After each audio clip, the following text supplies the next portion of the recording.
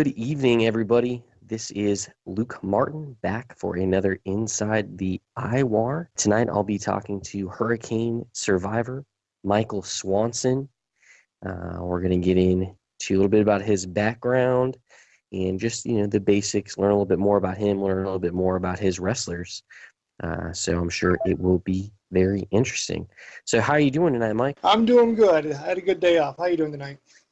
I'm doing all right. I went to my daughter's music program, so that was exciting. It was the highlight of my night. It was 15 minutes long. It's perfect amount of time. That's how I live my life. Yeah. So you said that you are in the Panhandle of Florida. Is that where you're from originally, or? Oh, heavens, no. I grew up in northern Michigan, a little town called Sheboygan. It's right next to Mackinac City, if you want to look up on a map. It's right up there at the very tip of the mitt of Michigan. So really, really cold winters, lots of snow, which is why I moved way south. Like, when did you migrate to Florida? That was the Great Migration of 2009. A buddy of mine from high school got stationed in Shalimar, Florida, up here in the Panhandle, knew what the economy was like in Michigan at the time in 2009, had bought a place, said, hey, move on down and we'll see what we can find for you. And moved down, and it's been basically a little slice of paradise ever since. Well, that's cool, man. I mean, that's a nice change from, freezing your balls off all the time to like living right by the beach, global warming and like the terrible weather. I mean, it's like a tit for tat, right? Yeah, you trade in, blizzards for hurricanes. I go from, freezing my balls off to sweating my balls off every day, but can't really complain too much with the beaches. It's nice. Yeah, we'll see. I would rather be hot than cold. I don't know why that is, but I would just I can always go out and enjoy myself when it's hot, but if it's like freezing cold, it's just miserable. There's no way to get away from it unless I just sit inside all day. I don't know. I guess I could go skiing, but I don't really live in a place that's conducive to that. So I'm originally from Iowa, so there are hills there, but they're few and far between. But it was just balls cold. Not as cold, not Michigan cold, like Lake Canadian cold, but it's cold as cold as cold. Like when it's negative 20 wind chill, doesn't matter. It's just fucking cold. So really cold. Yeah. Sheboygan, I've heard of that. It's because it's got a funny name. So you guys were up there in the mid. Did you go? So you basically were born there, grew up there, went to high school there, and then you said you got a buddy that was stationed in Florida in like 2009. You absconded down there. So it's not a bad deal. So where do you live at specifically in Florida? Right now I'm located in Santa Rosa Beach. It's right between Panama City Beach and Pensacola, Florida. Okay, cool. So like right on the Gulf then, huh? Oh, yeah. Right. Literally a 5-mile drive, south, and I'm on the beach. It takes like a few minutes to get there. That's it. You have to drive. It's terrible, I know. It's a hard time. Is the water nice there? Is it like clear or is it like brown? Depends. Gotcha. Depends on if it's been raining or not. Basically the same as anywhere. If it's raining, silt's been disturbed, the water gets kind of this brown look. But if it's a nice, clean day, this area is called the Emerald Coast, specifically because the water has this like gorgeous green to it. Oh, well, that's pretty. Yeah, and the beaches, the sand is actually, it looks like snow. It's white. Right, okay. It's like these, this long stretch of sugar and then green water. It's awesome. So what kind of brought you to wrestling? Like, when did you start becoming a fan of all that? Was it when you're up in Michigan, or how did you come into It watching? started really young. I'm trying to recall the first time. My parents say when I was 5 years old, I was watching it. And my first big one, it was Hulk Hogan. I was a huge Hulkamaniac as a kid. And that's really all I had was WWF at the time. Watching WWF Superstars on Saturday mornings. That was my wrestling. Grew up with that until probably I didn't really truly get cable until the mid to late 90s. So I went headlong right into the Monday Night Wars. Right. So it's kind of like an on-again, off-again thing. It was around the early 2000s I stopped for a little bit, mostly because I didn't have a means of watching it from either where I was living or what was going on. Wasn't interested. Moved down here, didn't have cable for a little while, and then got back into it with the WWE Network. So it's been... Gotcha, okay. That makes a lot of sense. I mean, I'm kind of similar. Like, I was into it when I was a kid and then kind of got into, like, right before the Attitude Era. And I fell in the Attitude Era and then picked it up later on again, probably in, like, late 2011, 2012. And then once the network came out, it was a lot easier to follow up with. So I can definitely sympathize kind of in and off. And I always enjoyed it, but it was kind of a pain to follow, and I didn't really enjoy sitting in front of the TV to watch it. So yeah, after the Monday Night Wars it was weird. So it was weird, but it was also kind of cool for me because I was one of the channel flippers. I'd go back and forth between the two. But right. depending on which parent's house I was at, depended on which show got watched more. If I was at my mom, we were far more watching WCW far more often. I was over at my dad's house. He was a Stone Cold fan, so we watched WWE more often. Okay. So just depending on where it was, gave me a different center around what we were watching, and then we'd kind of back and forth to the other one. Okay. So what kind of brought you back to it? I know you said you kind of like got the network or whatever, but what decided you made like, oh, I want to buy this? Like, was it just to watch the old shit you watched when you were a kid, or did you kind of have some interest in that? I think it was it was a free month deal. Your first free month is free. Right. So I downloaded the application on my Xbox and started watching it there. And some of it was the Legends of Wrestling, where they had these panels that would go over stories or genres. Like, one of the episodes, Heat Seekers. What were guys that got heat behind the scenes, just getting into the nitty gritty of that stuff. And then I watched my first episode of NXT, and I was hooked. Oh, gotcha. So NXT is really the catalyst that got me back into wrestling big time in the last 3 or 4 years, and also got me playing the IWA again. Okay. So with the IWA, I mean, did you start that when you were a kid and kind of come back to it, or how did that go? Yeah, that was early teens. I want to say like 13. So maybe like late 90s, early 2000s, I started it.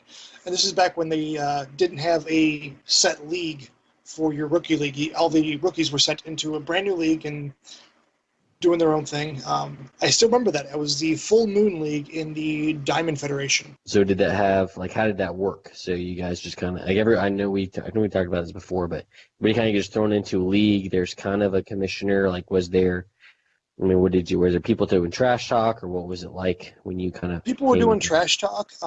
It seemed kind of chaotic looking back on it. I don't think there was really a commissioner in place, or if there was, they weren't really putting themselves forward. Did the thing for a little while, and then at that age, I just didn't have money to constantly do it all the time, so I'd fall out of it, didn't have a way to get, it was kind of on again, off again. I tried picking it back up, and then just ended up ditching it after a while, until actually it was May of 2015 is when I was like, you know what, I wonder if that thing is still around, and I just happened to look it up online, and hey, what do you know? Sent some stuff in, and it's all been downhill ever since. Good way to put it. So I do have to ask you a question. So I've seen your profile picture, and at first I thought you were dressed like you were in the Revolutionary War. But after I stalked you for a little longer, I realized that you were dressed as a pirate. So what is that? Like, is that something that you just like was like a LARP thing? Was it like a convention, or like what was that all about? Not really a LARP thing. Though a friend of mine is trying to get me into that. I haven't quite decided where I stand. Starting in Michigan, I started to get into historical reenactment. Okay. So we did, I was a voyageur, which is a French fur trader in the 1700s. Every year they do the Memorial Day pageant where over the weekend they do a reenactment of natives storming Fort Michilimackinac and taking out the British garrison, which did actually happen in 1763. It's part of Pontiac's rebellion.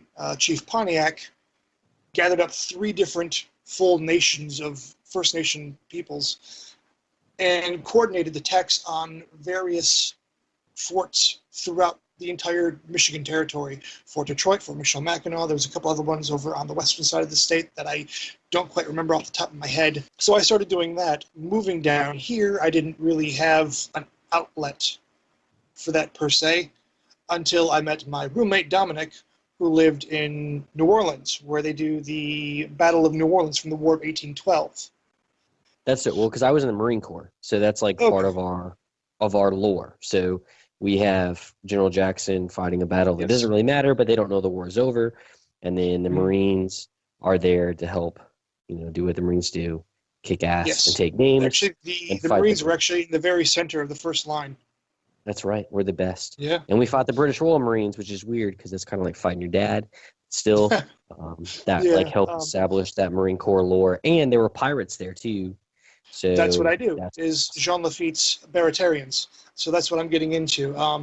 So between historical reenactments, I also do Renaissance festivals and okay. pirate festivals. So in this area in Fort Walton Beach, just down the road from me, we have a pirate festival, Billy Bowlegs, every year, and we got together just to dress as pirates, drink beer, and just have fun. That's what that profile picture was from. That was also why I joined the Marine Corps. So I got to dress as a Marine and drink beer and There you party, and go. that was it. That was how they got me. But no, that's cool as shit, man. Like I like that. I'm kind of a history buff a little bit, so I can appreciate that, and I think it's cool that you get to do that. I guess I wasn't far off. You definitely have a good. I don't know if I would call it costume, but you have a good look. Like you look very set to the time period.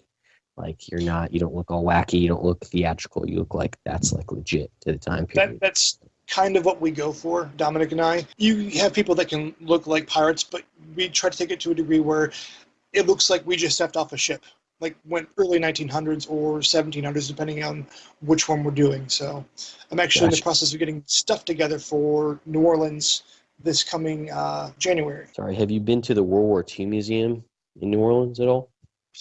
I haven't had a chance, no. I will definitely check that out next time I'm there. Yeah, it's dope as shit. So we had a field trip there because I was stationed in Biloxi for a while when I was doing my training, and they took us there on a field trip. And so they have it separated between like the Pacific theater and the European theater, and then it's just different. Like the sides are different. And it's very well done. It's new, but they just have a ridiculous amount of stuff. It's really, really interesting. So if history is kind of your dig, you should check it out. Yeah, we actually because we were like a group. We actually had a guy who won like the Silver Star or something come and like talk to us about the war. He was telling us like crazy stories. Yeah, so I guess they were like, when the Americans stopped at the Rhine, they were like hanging out because the war was over because the Russians took over Berlin. He was telling us that they had found some sort of liquor, like they had found whiskey, and so they were drinking it and they were shooting machine guns at the Russians because they were trying to cross the river to steal their whiskey. So that was a beautiful story about that's what started the Cold War. No, I don't know. But it was cool, man. I would go check it out. There's a lot of cool shit in there. But yeah, New Orleans is a weird city. I've only been there a couple of times. I was married when I was stationed down there, so I tried to stay away from New Orleans, and I'm still married, so that obviously was a good plan. Yes. But I did end up going down there, and it's just like it was right after 2007, so it was like kind of after Katrina. And I had been there before Katrina, so it was crazy different. Like they had the wreckage or the vestiges of the last of Six Flags, but they had fixed Bourbon Street and stuff. But it's a neat city. It's probably like the same as it's been since like 1700s. There's giant roaches and a bunch of filth and nonsense. But it's a cool place to be. I enjoyed it down there, so that's pretty cool. I just always wonder because I was like, what is he doing? Why is he dressed like that? And now I know, and it makes me happy. So because it's what I do. It's hashtag pirate life. There you go. Who the fuck said that? So you said you kind of came back to the IWA. So why don't you talk a little bit about the people or the wrestlers or wrestler that you run here in the IWA? Well, I currently have a small roster, total of 5 guys spread out through 3 different leagues. My main guy is Mike Mason, which actually that was my first. I brought that back from the first time I went through the IWA. Just a name that's kind of always stuck with me. I just like the name Mike Mason. It just works. Originally, at the time, I was really big into Mid-South wrestling. This particular time that I came back, Mason was actually kind of originally based off of a mixture of Ted DiBiase and Arn Anderson. I even had like the one hand, the glove on the right hand, which he'd load up, and my finishing move was literally a loaded glove. It's been a really fun arc with him. Started off as a heel, graduated, which we'll have to get to my exit on that because that's one of my favorite pieces I've done so far. Okay, yeah, let's talk about the list. So I came back, like Rise and Mike Mason was leaving. So I remember him. He was kind of like a dick, broke Sam Sully's neck, and then he kind of got jumped out of RX by Che. And then what were you talking? You said you kind of did an exit for him. So talk to us a little bit about what you did for that. The entire plan for Mike Mason to be a heel's heel. Didn't really have a whole lot of feuds other than Chief Bold Gray Fox, which, it was what it was. We killed one of his horses. And the idea originally slightly kind of sort of came from Alex. He wanted to put together this whole Godfather series of events. Like one of the finishing scene in the Godfather with different guys getting hit at the same time. He wanted to do this like weaving arc, and he wanted me to do something almost like having a horse head in Chief Gray Fox's bed. I was like, you know what? I can do one better and get some cheap heat with Sam at the same time. So I did this whole little angle where she's supposed to be doing an interview. He's trying to get her to ride horses. And like, okay, we'll go do the thing. They go to the stables. It was not his horse, Wildfire. That one got horse-napped, if you will. And then we set up another horse, Buttercup, was the one that got decapitated. And that's the head that was hanging there by the reins in the rafters with a big red X for Revolution X painted on the wall. So yeah, that was a fun bit. But for the exit, I had seen different heels before me. I'll throw the name out. Ghostly Shadows was one that did this. I mean, he was a phenomenal heel. The stuff he did was awesome. I loved reading his stuff. And then when he did his exit, when he graduated, he did the fans chanting, "Please don't go." I'm like, how can you be a heel with the fans cheering for you? It just doesn't... It didn't work for me personally. When I left, it's going to be a heel exit. And I can also throw some credit Alex's way for that one because he showed me, it was based off of Two Cold Scorpios exit from ECW. Almost, not quite verbatim, but the matches. He had a couple of quick little matches, and then he lost one randomly. So I got, my boos and my cheers and the na-na-na-na, hey, goodbye. Plus, Killer Clown and Rock Simpson. They were up and coming. And I really liked what they were doing, so I wanted to try to include their story a little bit to give them a little push on my way out. Give them the rub. Yeah. All right, so what happened to Mike Mason when he left the NWL? Because I know he went to the CWL for a while, is that right? Yes. In the CWL, the storyline there had been Luther Alexander's, quote, brother, end quote, Alexander, was in one final match against Clark Pierpont. And if Alexander won, then Luther could come back to the CWL. If Pierpont won, then Luther, his band would remain, and Mike Mason would be under contract to Clark Pierpont. Alexander lost that match, and Mike Mason was kind of the toady of Clark Pierpont for a while and toyed with the idea of doing very much an Ole Anderson face turn, only to backstab him later on. That was a rough period for me, simply because I wasn't performing well in the CWL. It was that first time in the big leagues, and CWL is a very deceptively tough league.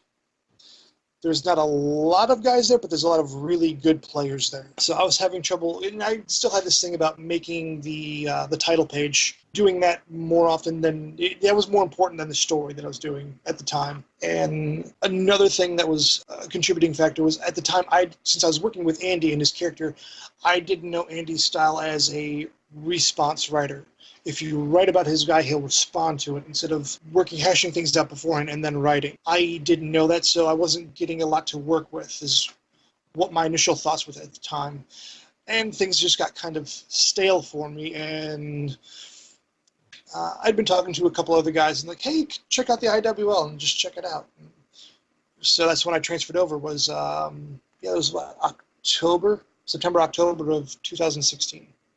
Okay. So yeah, I mean, I just remember coming in to the IWL, and Mike Mason was kind of making that transition from heel to face. So, I mean, did that begin in the IWL as far as like you transitioning the character from a heel to a face? The very first cycle. Mason came in and got his ass kicked by Revolution X. So it was... Yeah, they are. They are jerks. Actually, that was I'm the one who wrote that one up too. It was Phantom Striker, Tony Lowen, and Vandeth Valen came out and just destroyed him. That set him up as, okay, sympathetic character. You have these hallmark heels of the league, and they take out this guy on his first day in. Okay, we have a foundation to build on for him to become a good guy. Yeah, I mean, I like the character arc with him. I think that you did a really good job with that because he's definitely a repentant babyface, meaning like he knows that he fucked up, and he's very forthcoming about letting him know that he fucked up. So even Neo Dragon is a fucking asshole and doesn't let shit go. So Hashtag never forget. Yeah, see, he did. He's a dick. I hate that guy and his fucking manager. But he just, I like the way that you handled that. It came off. And I mean, they're working together now. TMS, also straight shit. Too much shit, you got it.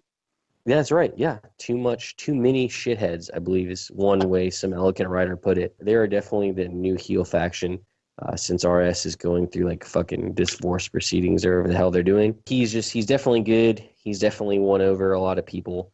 And I just like how you keep going. He's never afraid to acknowledge that. I think that's important to do as a baby face.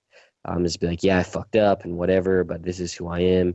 And he's not like that. He's almost like that Roddy Piper, Bret Hart, where he was tempted to do nasty shit to fucking win the match, but he chose not to. And even though he lost the match, he still went out as a baby face. A lot of people don't do that anymore.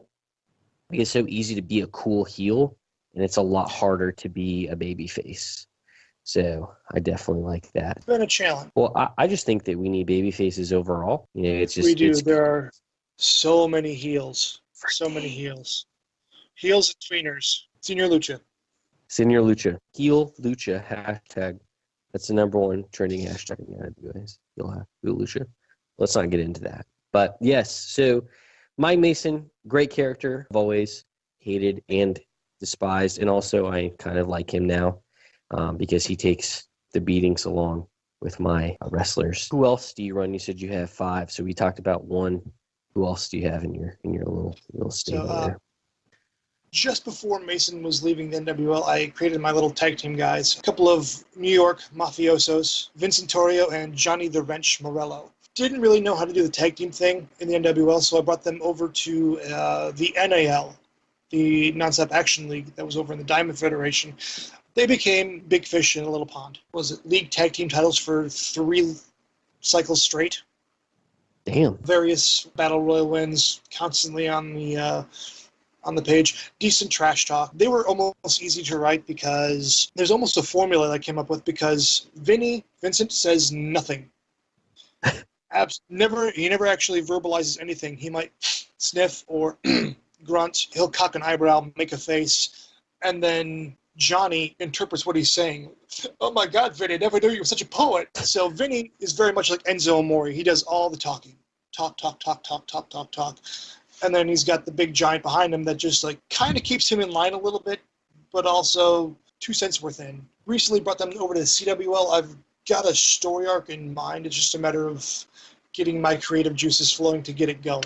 I've changed them up a little bit. They still have that same dynamic between the two of them. They're going to end up basically being like hired hitmen, where they'll be in the middle of a promo, John will get a call on his cell phone, answer it, and it's the, quote, boss, end quote, whoever it is that they're working for, and they go off. They either do a sneak attack, they do this, they do that. So that's going to be the ongoing story arc with them at the moment. I like the sound of that. It sounds pretty good, man. It's a really interesting thing to do, especially you're a good enough writer to definitely pull it off. And we'll have it be noted that Neo Dragon went over Johnny the Wrench Morello to win the tournament in the NWL. Just want everybody to understand that. It was a big event for me. U.S. tag team titles. I actually made the IWA report once, so I got that little feather up in my cap now. I've never done that. As a matter of fact, my last 2 strats, I'm lucky to make anything. That's why you shouldn't wake up so early and do your strats. But I do mine at like 1 o'clock in the morning after having a couple beers on Sunday night. See, I did 9 like really early in the morning for the last couple times. It's not like I keep second guessing myself, and I'm just having it. I've had an awful Like I made the title page, and then I just like have sucked since then. But and then who else do you run? I've got two guys over in the United Nations League. We have, for my international character, we have Masanobu, who basically is a Yokozuna grand champion. So he's Gotcha. a sumo guy, constantly quoting Sun Tzu, The Art of War. So I've got idea. He's only been there for a couple of cycles, so I haven't quite fully developed his character yet. But there's a lot of stuff that you could do with him, both as a face or a heel. So this whole idea that he is, quote, the heavenly warrior. My national guy is Tex Fuller, who I haven't quite decided what I want to do with him yet. I was half tempted to do this southern xenophobic kind of route. America! All these darn foreigners coming in here, that kind of thing. I got you. Tempted, not sure if I want to go that route yet. But you know what I heard is if you put one black glove on him, it's all that matters. It's all that matters. I'll go over right away. So how do you like the United Nations League so far? I mean, it's a new league. Do you like it down there? I mean, that's a pretty cool concept, one international wrestler. And how's that working out? I mean, how many cycles has it been so far? I think it's only been 3 so far. So I'm reserving my... You reserve your opinion on the United Nations League. Until we get a little bit further down the road, yeah. We haven't really had... People are starting to develop characters, so we're kind of at the point where we can start trying to develop feuds, but it's just up and running. So it's been fun so far. I like the creative ideas people have going on. I think it's going to be fun down the road. And the tournaments that they have going on seem really cool. So with the... Now, what is it? G1 championship with Mike Mason is right. Is it G1 or what's the name of the title? Oh, the Grand Prix Championship. The Grand Prix Championship. Okay. Yes. I don't know why G1. Sorry, New Japan Pro Wrestling. That did happen recently, and it's based off of the IWGP, kind of where I got the idea from. Not quite New Japan, but it's a conversation that I had multiple times with Alex.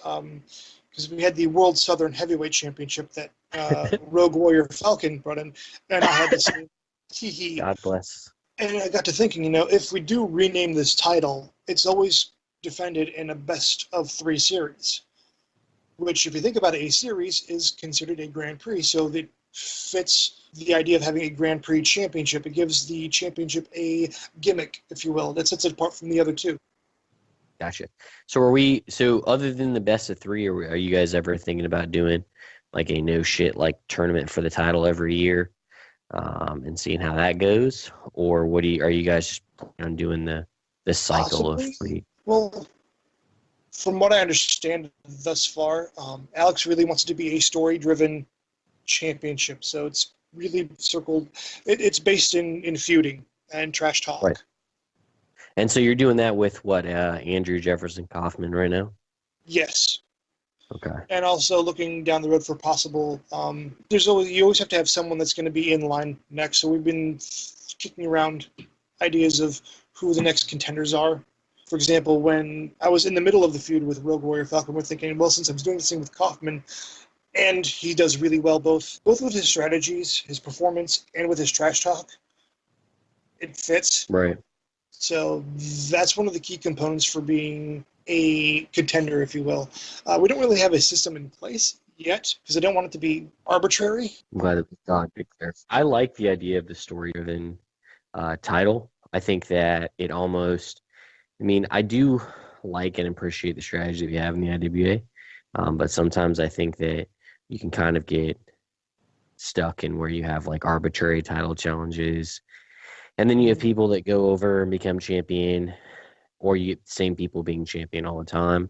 And, obviously, like, if you're Sir Gunther Kinderwatt, you deserve to be a champion because you're the fucking shit, or Great David. This is true.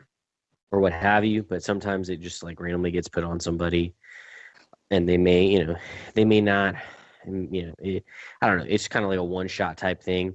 But I think having that opportunity to choose somebody in a storyline, it guarantees that there's a good feud, because it can be kind of hard to feud for some of the belts, just because there's not a lot of build-up to it. I like the way they do it in the IWL, where we seem to have a pretty good build-up for the IWL title most of the time. And I think I don't know if we're going to end up going away from the mandatory return title shot, and I didn't really follow up with the poll. But anyway, That's your conscience. You guys haven't spoken in a oh, while. okay, yeah. Well, I forgot, my conscience died a long time ago. But anyway, the Mine too. yeah, I think that they I like that storyline control. I think it's good. It guarantees a good feud. Because like I said, sometimes it just keeps going brown, and it's hard to build a good feud around that. Like I liked, like when you have Luther Alexander or Great David, it's like automatically a feud and they can kind of pop off and get whatever. But I kind of get like when Mm. Connick was complaining about people, no one was saying shit about the American Territories Championship, but it's kind of Which is, hard because I was saying, which is true. No one said anything. You had 4 different challengers for that title, and no one said a word right. over like So 3 cycles. it's kind of hard even as commissioner because you're trying to balance shit. So it can be, I don't know, it's hard. There really is no good way to fix it unless you do it like the way they're doing the title that Mason has. And I think that's a good deal because then it allows you to kind of vet them, and you're not like, you're not doing it. It's not a fucking favoritism thing because you can lose the title at any time. But you're picking somebody that you feel that you can have the best feud with, and I think that you're the good guy. Good to have to put the belt on, and I think it's good that it's on a baby face because, like you said, there's so many fucking heels that it's just kind of it's nice to have a baby face. I'm not sure if you know this, but we need more fucking baby faces. I literally can't make my character fucking bleed anymore because he would probably be dead at this point. It's getting dangerous. But I think it's hard to write a baby face, but to have a baby face title older is important for at least one title in the league. And I think that you've done well. Other than the fact that like TJ Relic or JJ Dallas or fucking had like 3 fucking matches that night, it was still good that you're able to fight him. I think that Relic and Dallas have a long illustrious time for them there, and Owen does a good job with that. So True. especially with like the weird British Cockney accent. I don't know if it's just because he's a part of the Commonwealth that he just has some insights that we don't have, but he does a really good job writing that, which I think would be a challenge. But he does a good job writing that accent. He does fantastic. Because I started trying to do the same thing with Johnny doing that whole New York thing, and it got really difficult, really fast. And he makes it look easy. It's fantastic. Yeah, it is. It really is. So looking forward to working with Owen in the future. That's going to be fun. Yeah. And I finally get to work with Derek with Andrew Jefferson Kaufman, which I'm hoping to see what kind of off-the-wall crazy zany things he's going to do, especially with that whole Scientology thing he's got going on, which I love. That is. Another fun little thing is when he first came into the IWAR, well, one, he was calling me out the entire time, but I had other things going on, so I couldn't respond. He did a lot of something that I did in the NWL. He used a NPC, Sam Sully, to get heat on himself by mistreating her in different ways, which that was the whole thing with, breaking Sam Sully's neck and, just kind of egging her on a little bit. It got cheap heat on the character to kind of put them over as a heel. So it's going to be really interesting I have history with Sam Sully. He's got recent history with Sam Sully. It'd be really fun if we could find a way to work her into this whole rivalry. Yeah, I think that would tie things together. I mean, I don't know. I use Sam Sully for different things, and I kind of make her sound like she's all over everybody. But it works, She talks. Yeah. There's a lot of things that I way too much shit. But anyway, so who do you follow like outside of the IWA? Like what are some of the big guys that you're following right now in the wrestling world at large? Oh, Jim Cornette. I love the Jim Cornette experience. What drew you to Cornette? I mean, other than the fact that he's fucking insane. Well, a little bit, yes.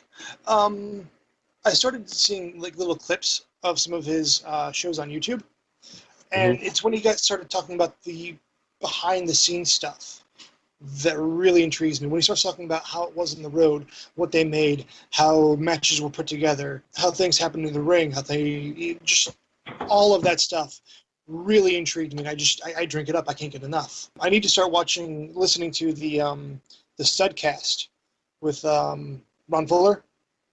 Okay. Because a couple of times that he was on Jim Cornette's show, amazing stories. His family, basically Welsh family, basically built Southern wrestling as we know it today. From the early 1900s, like on through. They actually still have family members that are active in the wrestling industry now. That's crazy. Yeah, and he tells amazing stories, such good stories. Someone put it that he is basically the Johnny Cash of telling stories. And then who So, else other than Cornette are you following right now? Like, be it just as a wrestler or what have you? are we talking WWE or are we talking NXT? I'm talking anything, period. If they wrestle, who is it that you're kind of into right now? Roman Reigns gets a bad rap, in my opinion. No, seriously. Everyone's like, you suck. He puts on good matches. His booking has been terrible. We'll get off Agreed. that soapbox now. Huge fan of Finn Balor. Love his work. Shinsuke Nakamura isn't too bad. I got to see him live, which was fantastic. Love the Revival. Best tag team going right now, in my opinion. Really liked what they were doing with Roderick Strong in NXT. The entire women's division has been doing well. Well, they've stumbled a little bit lately, in my opinion.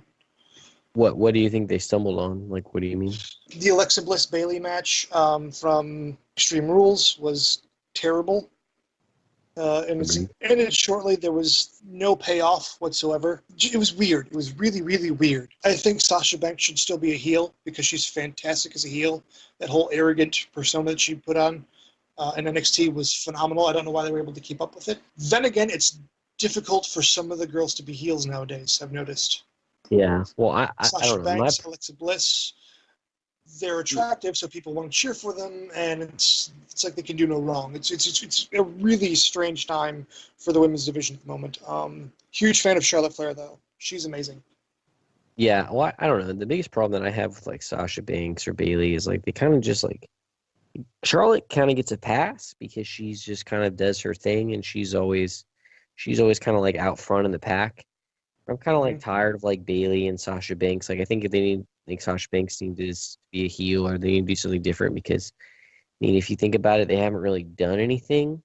Like they haven't grown. There's not really changes, and it's just kind of like ugh. Like they kind of need to just go away and then come back doing something else. It's gotten stale. They need to change things a little bit. Yeah, and hot shotting the belt on Sasha Banks lose again to Alexa Bliss, who's far more over. It was just there was no reason for them to do that.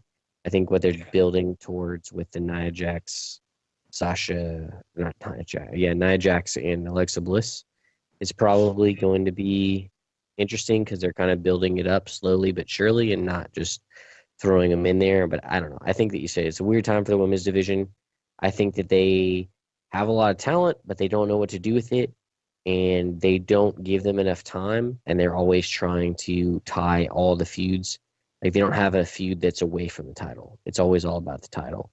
And when you are constantly putting people in that title picture that don't deserve to be, it gets confusing, which is why you have like 5 women in for the title kind of matches, and because you don't have anybody that's you don't have a mid-card women's like match or feud. You just have the title. And that's it. And I think that's kind of a disservice to them. So hopefully that'll change in the future. In my humble opinion, part of the problem has been the brand split. Yeah. Especially for the women's division. Look at each show. They've got, 6, maybe 7 female talents. Doesn't make for a very deep roster for the women's championships.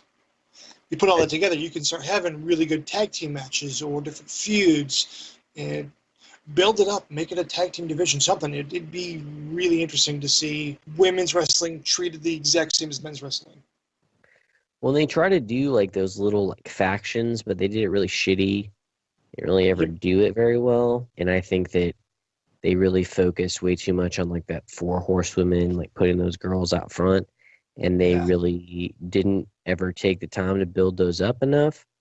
And they kind of like pushed them off really quick and gave people what they wanted. And now people they don't really have anywhere to go.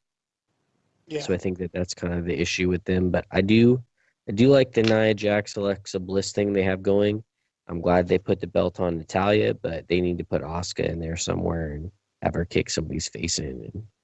On the subject of Asuka, I have insane amounts of respect for Asuka for what she does in the ring. Specifically because last year I was able to. My roommate Dominic is never really been a wrestling fan. Randomly asked him, "Hey, there's an indie show going on a few miles away. Do you want to go with me?" He went there. He enjoyed it. So we've gone to a few of those. We got to go see NXT over in Gainesville, and coming away from that, the person who impressed him the most with sheer presence and performance, everything was Asuka. To the point he Well, I actually went mean, and bought one of her T-shirts. she's the shit. Like I like. She I is. mean, She's she's like a amazing, badass.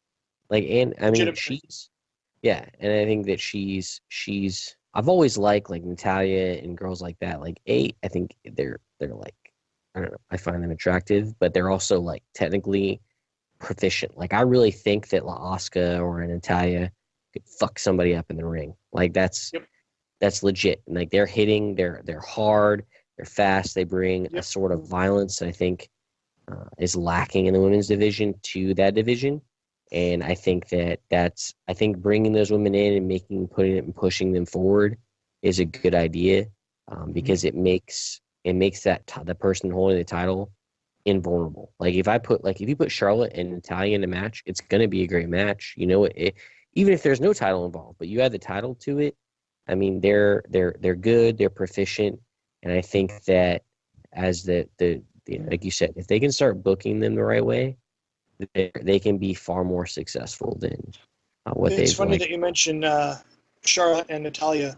The very first NXT show that I watched, I went back as far as I could at the time, and it was one of their takeovers, and it was the tournament finals to crown a new women's champion, which was Natalia and Charlotte, with Bret Hart and Ric Flair in their corners respectively.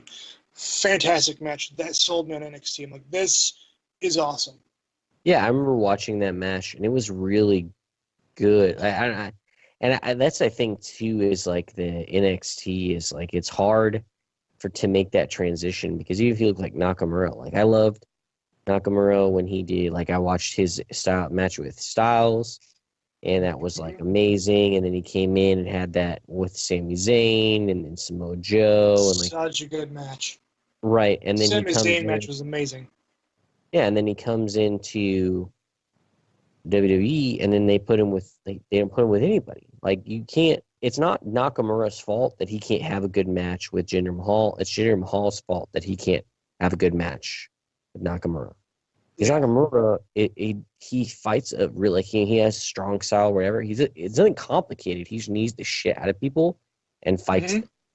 Yes. But if you try to put him with somebody like that can't do that, he is boring as shit because he's not going to suplex you. He's not going to body slam you. He's going to fight you.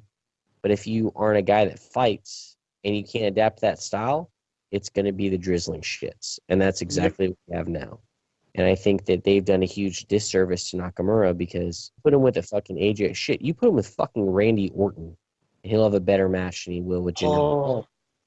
You that'd know, be good. but it's just there's no like putting the title and keeping on Jinder Mahal. I mean, I get that you're trying to move into India, but it gets to the point where there's no payoff at this point. Like, if he loses the title to somebody else, what does that prove? That they beat Jinder Mahal? He still sucks. So I don't know what they're trying to do with him at this point. Yeah. Ooh. Speaking of wrestling recently, my favorite program they've done recently was Brock Lesnar and Samoa Joe. The build up to that was phenomenal. I agree with that. I like Samoa It, Joe a lot.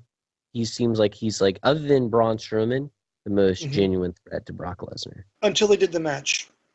Let's not talk about that. But yes, I agree with you. Well, no, I mean the match was good because they did everything well with Joe taking it right to Lesnar from the very beginning. Lesnar looking like he was in trouble. The back and forth, not being able to sink in the coquina clutch, but it was just it took one F5, and that was it.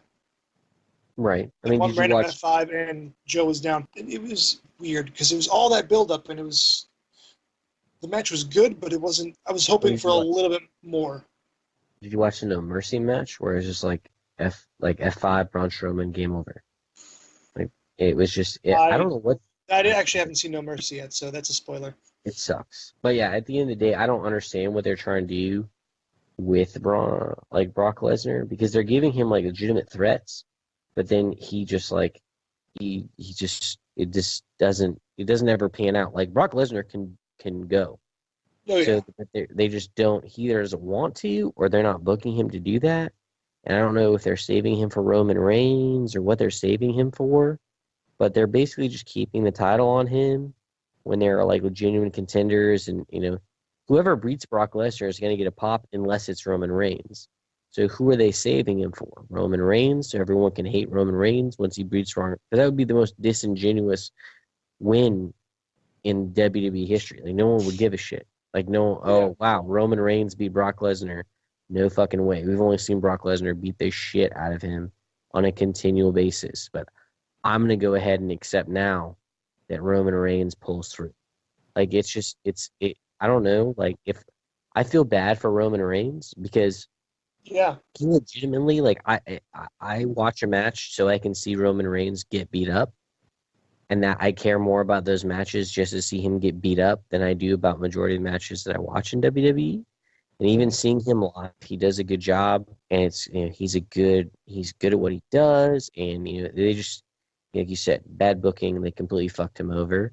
But at this point, I just don't know what they're gonna plan on doing with him, and what I don't know. But that goes into a whole different.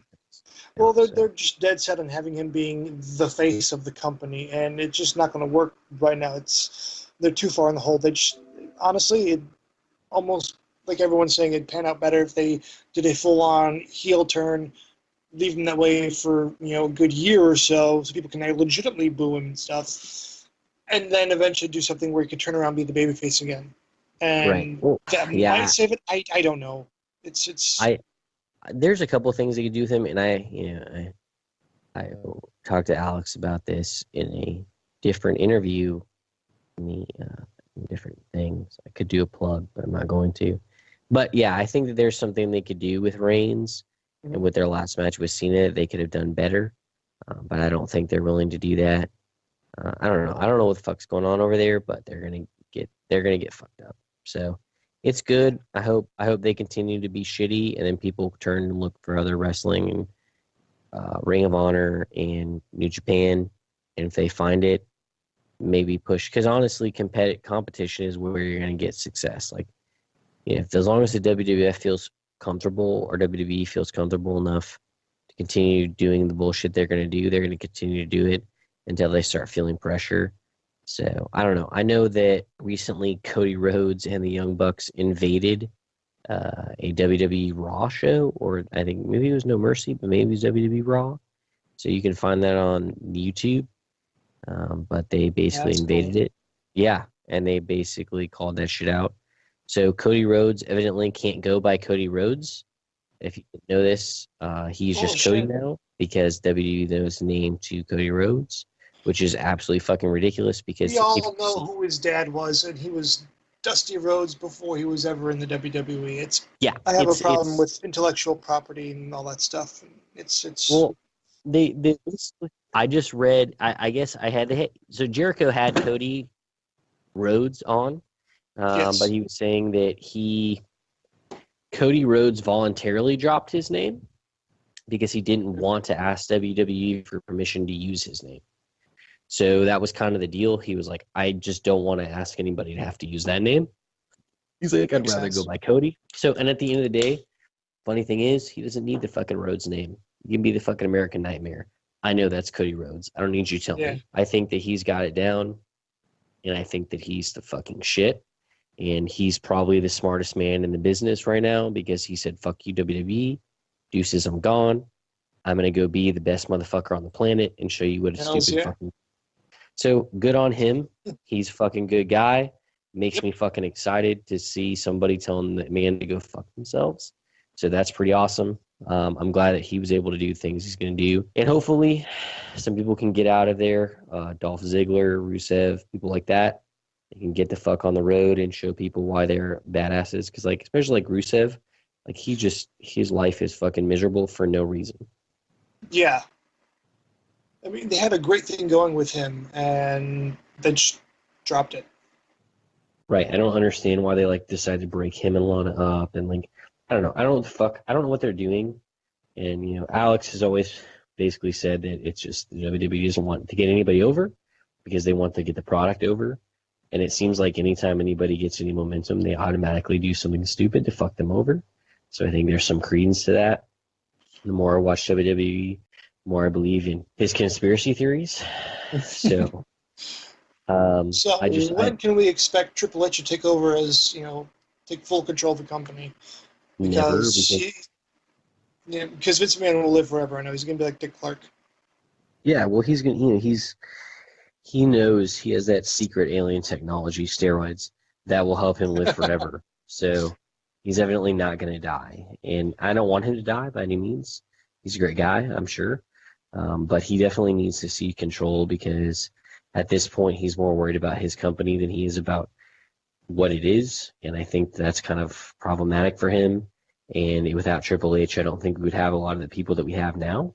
I think we'd still have Cena as a WWE champion fighting Randy Orton every 6 months. So I think that they've allowed some of those people to come in and take over and do those things.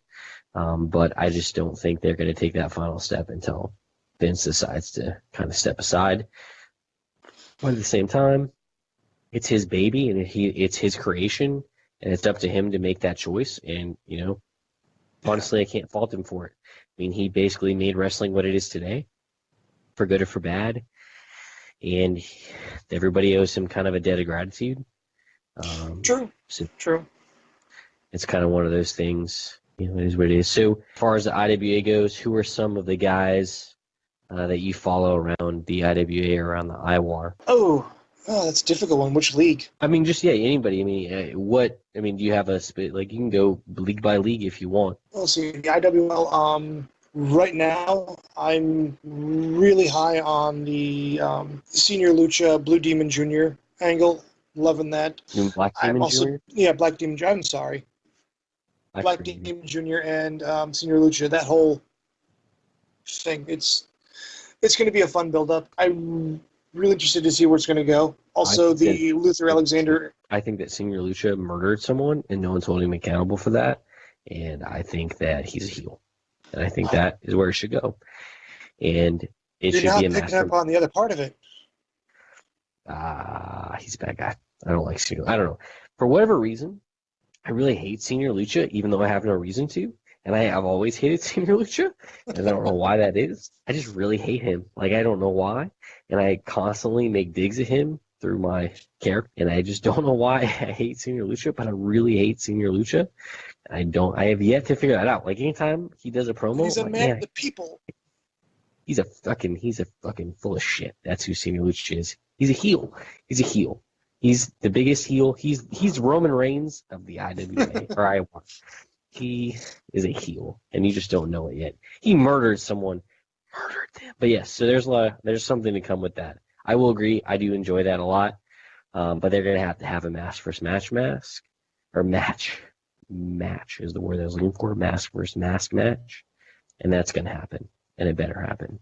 And if it does, I'm gonna be really upset. So, and then what were you saying? Who else are you following? Luther Alexander and Ali Atari. The whole Ali Atari turning babyface.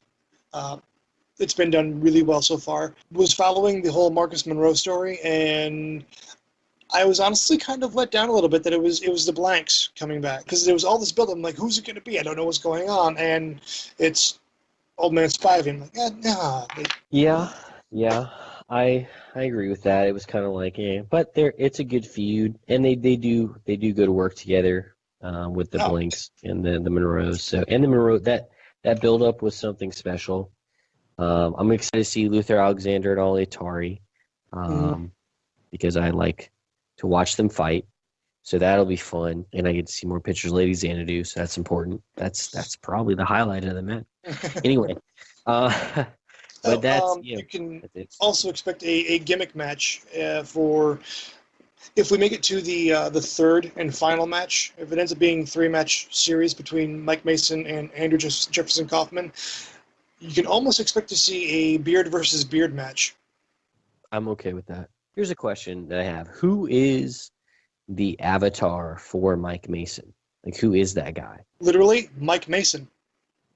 His name is Mike Mason? Mike Loco Mason. He was a wrestler over in England. Alex somehow came up with that avatar. He just Googled something and like, ooh, hey, how about this picture? I'm like, that's really cool. We'll go with that, sure. And it just kind of stuck because I think originally I was going to go, I think I found like Steve Blackman or something. It just was like, that works. I mean, he's got the beard. He's cut. It worked. This has been a phenomenal avatar. Yeah. Yeah, I mean, I like it. It looks good. I just didn't. It's just very like perfect for the character. So It's a fantastic look. Actually, it was the character kind of molded to the picture because I had a totally different look in my head when it was started. And then when that picture came up, I'm like, ooh, that's cool. And then just kind of started going with it. yeah, and I think that's a big thing that a lot of people don't they might not get. Like if you can find like a picture, like it's one thing to have it in your mind. But if you can, once you kind of get that down on paper, you can actually mold the character to what that is. So obviously, with Neo Dragon, I created it, right? But that's something that I've had in my head and kind of culminated in the character. So even his rise from, the fact that he has like an indie background and all this other bullshit is like things that I've done. Like I've had this character since I was probably 14. So I've kind of like, so all these things, his history is basically just me, ideations of who he is. And then I created him on like 2K16 or something, and then kind of moved on from there. So, that having that avatar, having that picture, even though I created it completely myself, has kind of changed the way that I look at the character. And I think that, like you said, you kind of mold it to that, and you already have an idea about who the character is, but just having that physical representation of them. So, I would challenge people out there, if you don't have like a physical representation for your character, find somebody. Make sure it's not somebody that's already in use, but, find somebody that you can work with, make your own, don't give a fuck, but find a way to do that. And I think it'll help add it'll add something to the character, and it'll at least give you an idea of who that is in your mind. So when you're playing him out and putting him in places, it kind of gives you an idea, because it'll help you kind of give you some parameters. Because if you don't have a good idea about how to develop your character, you're kind of going to lose who you are. Like every character has to have. Like Mike Mason is like, like he's a bad guy, but he's turning around, and that's kind of the thing that grabs you. Or, Luther Alexander. Yeah, there you go. Or Luther Alexander is an asshole, and no one likes him. So you just hate him, but he does crazy shit. So it's just one of those things. Or, even The Miz. Like, The Miz is fucking annoying, but he does great promos. And he speaks, sometimes he says the most true shit. So that's what he kind of goes with. But that guy's worked his ass off. So, I mean, but that visual representation is just super important, because that's what a lot of wrestlers are built on, is that image. And you kind of cater to that image, or that image supports what you're trying to create. And as soon as you get that image as soon as you get the image on paper, I think it makes it a little easier to develop your character.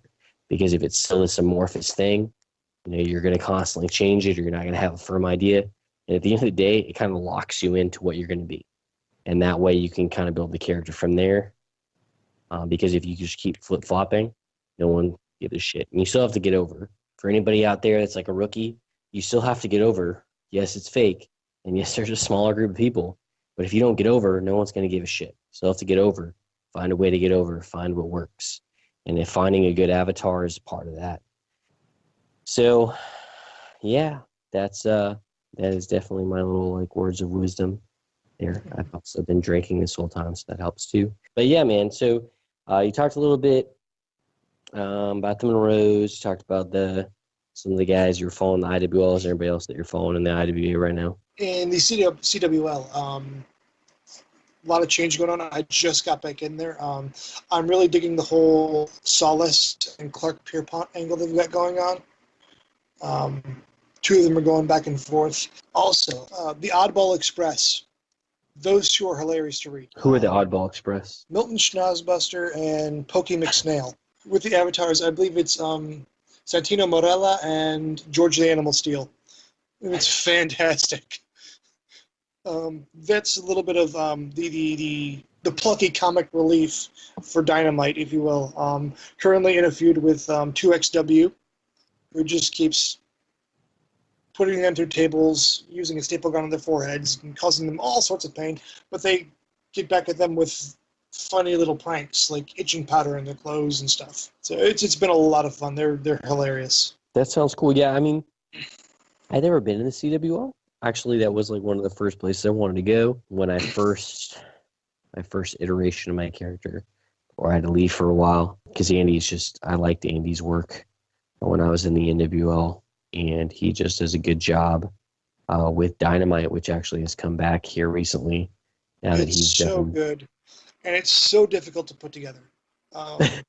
Before Dynamite went on their hiatus for a little while, Andy contacted me to have me try to put together the very last show of Dynamite, which took it on. It took me a little while because I didn't really have an idea of what I was doing. A vague idea, but had never done it before. Not easy to take all of the trash talk and the match write-ups and figure out a way to put them into an order that flows well and reads well. So the fact that he's able to just do that, props to him. It's fantastic. It's amazing what he does. Not to mention all of the clerical work he has to do with, touching things up with grammar and punctuation, all that stuff. Yeah, well, I mean, it's hard enough to edit your own shit. I can't imagine editing other people's, so that would be frustrating.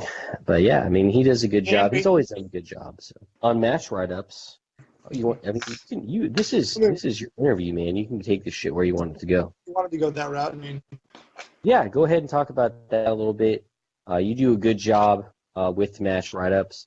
You have any, kind of just talk us through that, like when you're going to do that, or what you think kind of makes a good match write-up. And when we talk about match write-ups, like specifically, like you're writing the match for like a pay-per-view or like some trash talk or some shit. Pay-per-view, it could be trash talk, could be a squash match. Best thing to do, organize. Get a few different spots, or like any spots that you want to have in this, write them out in the order that you want them done. And then that's kind of how I've started doing things recently, was getting all the spots, the high spots that we need in there, and then everything else is filler around those. It's writing from one spot to the next, take it from the beginning to the end. Organization will be your biggest ally in anything that you write, especially if you're doing something like Rumble in the Bronx or Soul Survivor, or one of those, quote, dog and pony shows, end quote. No, seriously, when you have like 13 people come out and attack one another in succession, you have to really keep track of where everybody is at all times. So you organize who's where. I mean, just write down, who's coming out in what order, who's leaving in what order. Because I've actually done all of those, and they're not easy. And if I had been less organized, it would have been terrible. I think having a good idea about where you want the match to go is 100% important, because, when I was writing the Luther Alexander Neo Dragon overbook fucking DQ fucking Rama, right? So, we kind of definitely talked a little bit about where we wanted the match to go, what we wanted the match to prove. So that match is obviously important because it's a part of the Neo Dragon Luther Alexander feud, right? But at the end of the day, that match was to really further what those two were doing with other people. It was to further the Ali Atari Luther Alexander feud, and it was to further the TMS Neo Dragon Random Baby Faces Mike Mason feud kind of thing. So we made it, Alex had the idea, okay, hey, well, let's have all these fucking DQs. So no falls, just a bunch of DQs, and then we'll have something happen at the end that will allow the winner to go over, right? So we had a couple options there. Obviously, Neo Dragon, Better Man won.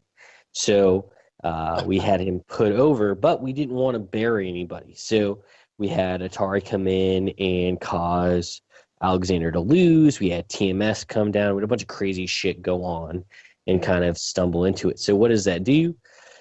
It allows storytelling later. So no one really won that match. Yes, Dragon can say that he won, but he didn't really win because Atari was the one that kind of won the match for him. But he can't really say that he lost. He can't really say that he kind of cheated to win because he got beat the shit out of by TMS. A lot of other things happened. So that was kind of something to move on, which means next time we have a Russian death match, for instance, we can put more shit into that.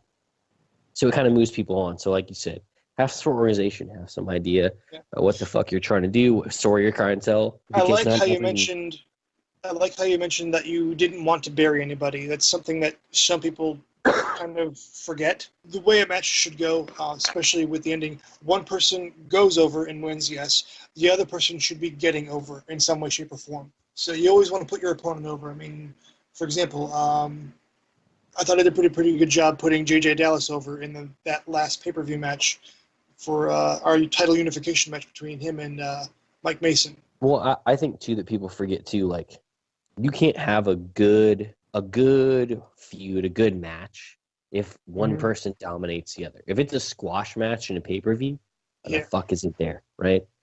You're not going to face, Fred the Wrestling Dog in a pay-per-view because Fred the Wrestling Dog sucks. So if Fred the Wrestling Dog loses, no one gives a shit.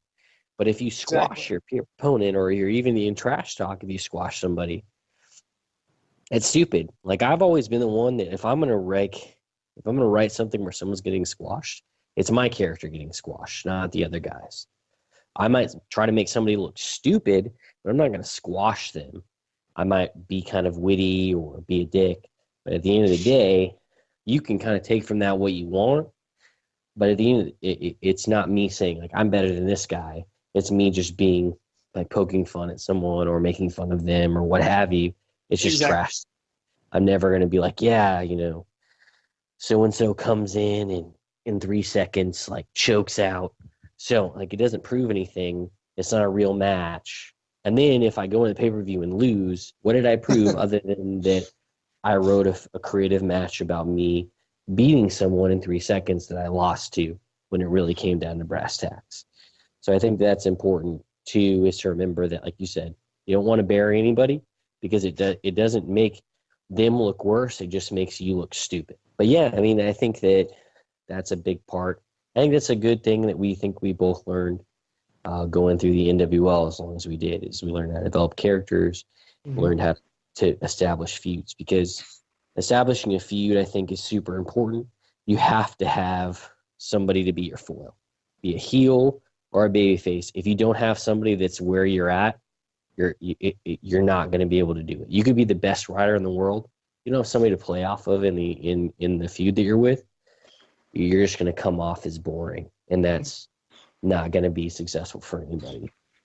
Tell me about it. Mason's had a lot of trouble finding people to feud with, because the one feud he had in NWL was Chief Bold Gray Fox. That was it. Other than, my stuff with Sam Soley and maybe Killer Clown kicking me out, but that's touchy. And then CWL didn't really go anywhere, and IWL, every person I've tried to feud with either went off and did their own thing or ended up leaving the league. It's You're the kiss of death, is what you're saying. Pretty much. So yeah, don't feud with Mike Mason because he's cursed. Please feud him, you guys. No, but yeah, I think that you and having Andrew Jeffrey Kaufman and that person behind that, I think that's going to be a good feud. Even just getting the opportunity to write kind of that whole angle, and I got to do like just AJC commentary, was fucking fun as shit. Like, just the opportunity to like dabble and write that character is just exciting. The way that he can do things, the way that he talks, and he's just so like this. The whole idea behind him, he's just a fucking basket case, but he's super intelligent, and I just liked writing him. I hope I could make really good job on that. Well, yeah, I appreciate that. Yeah, he just writing that character, he's done such a good job with it. The Scientology thing is fucking genius. I love that. Yeah, and I think that you guys are going to have a great feud. So I'm excited to see where that goes. I'm glad that TMS is in the IWL. I may be biased, but I think the IWL is stacked as shit. We have the Chaotix, some guy named Kennedy Cage that no one's ever heard of. And then we have the Monroes. Soon. Yes. The Monroes. We have the Monroes. Oh, God, we have a lot. There's a lot of people in the IWL, BRL. I think the IWAR is in generally good hands. I think the NWL is coming around here. We had like a fresh crop of like basically TMS came to the friggin' IWL. We have Robbie Blood back. We have Dr. Slam back. I think that's good for us. I think that the NWL will grow. People will learn. If you're in the NWL, reach out to some people. Ask what you think works. Send some shit. People are very vocal. They'll tell you if it sucks. They'll tell you if it's good. But if they tell you it sucks, they're always going to have constructive criticism for you. So I think that You need to reach out if you have questions developing your character. If you're not Ricky Kyle and you haven't won the IWAR championship, you do have some places to grow. So you should probably reach out on the Facebook page, be active, grow your character. The Facebook page is a good place to talk shit and bounce ideas off of people. So I think that's important. So did you do anything fun for your birthday? I know your birthday was yesterday, right? Well, I guess you're on the East Coast, so it was 2 days ago, but Yes, so it was on Sunday. Actually, I got the entire weekend off from work, so I was able to do stuff both days. There was a lot of grilling, so I had some ribeye steaks, which were phenomenal. They're so good. I'm really fond of using our fire pit, so just do a nice little bonfire, get some friends over, grill some food, have some beers. So it was a fun, relaxing weekend for me. That's actually what I needed, was just some time off. Well, that's good to hear. I went to a wedding this weekend. I had an open bar, so that was wonderful. There you And go. then I came home, and then I proceeded to get really sick, and I mowed the lawn and got stung by fire ants, and then I had to get a steroid shot in my ass.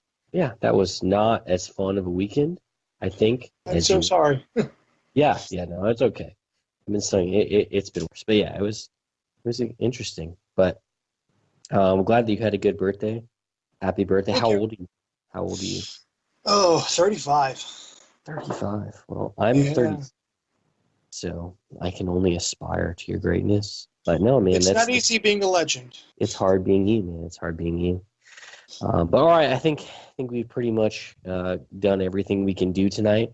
So hey, I really appreciate you coming on tonight, Mike. I hope to continue to enjoy what you're doing, the IWL and the CWL, and good luck. All right. Thank you very much. Thank you for having me. This was a blast. So anytime you want to do this again, let me know. All right, cool, man. Well, hey, hopefully we'll have you on. But again,